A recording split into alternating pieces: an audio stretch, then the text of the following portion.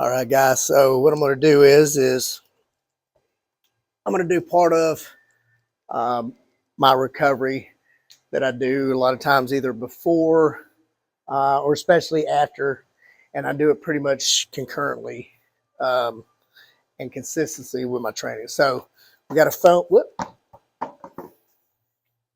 roller here,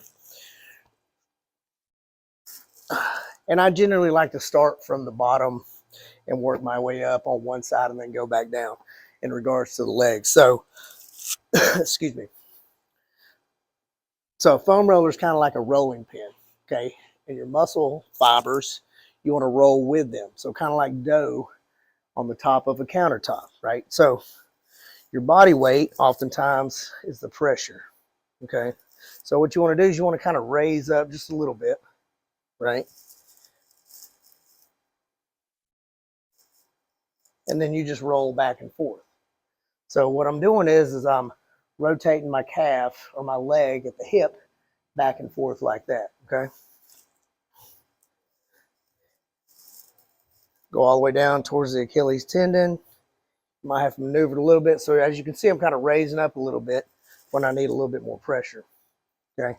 Then I'm going to bring it up and I'm going to work underneath the hamstrings, okay? Now with the hamstrings, you got your IT band on the side too. Now that's usually pretty tender because it's not that wide. It's only about inch and a half wide.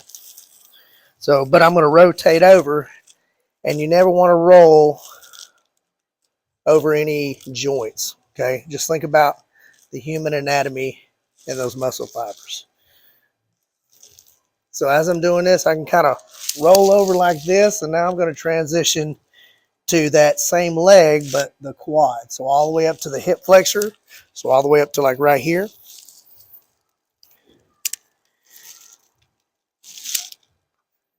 And then I'm just going to roll on down.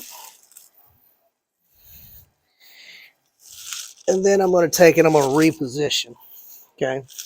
So I'm going to take this now, and I'm going to work on that glute on that side. So as you can see, I've worked my way up from the Achilles tendon, calf, hamstring, IT band, quad. Now I'm going to work up to the glute. So I just kind of raise up a little bit. Now think about your glute kind of like the shape of a banana or like a croissant, okay? So I want to find and I want to roll on it just like that, okay? I don't want to be over here on the side on my hip because that's, again, that's a joint. It's a bone. It's not going to feel very good, and it's not good.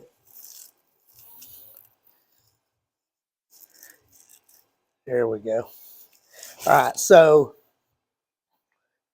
starting off with the calf here, okay, from the Achilles tendon up, right? You have your anterior tibialis down here, all right? That's where you would get your shin splints or the what we call like the muscle part of the shin, not the bone, but the muscle part. You can roll over that too. But if you have a rolling stick, you can use a rolling stick, or you can just put some pressure here and roll in. Remember, and you can actually also use a wooden rolling pin.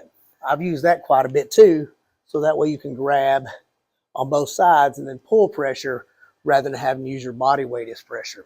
Okay, so just another quick tip on foam rolling and how it's done. And obviously you would do the other side as well. Remember, the higher you are elevated, then the more pressure it's going to put down. So you don't want to go right in and then trying to be all up high on the roller, right? You want to kind of work your way up, right? And then work back and forth.